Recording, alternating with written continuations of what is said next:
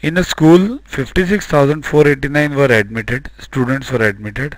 Out of this, 24,895 were admitted to primary and 14,956 were admitted to middle school and remaining to high school. How many students were admitted to high school? So, you might find it simple. Add these two, 24,895 plus 14, and then subtract it from 56,489. But calculations are difficult. I'll tell you the easier way.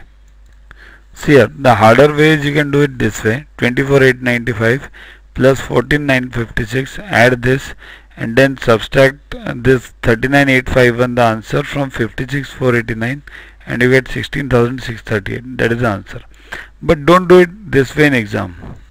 Easier way is 24,895. It is nearer to what? 25,000. So take 25. 14,956. It is nearer to what? 15. So add, instead of adding these full numbers, add only 25 plus 15, that is 40. Now 56,489. Take this as 56 because it's nearer, less than 500. It is nearer to 56. So 56 minus 40. What you get? 16. Which is the answer which contains 16?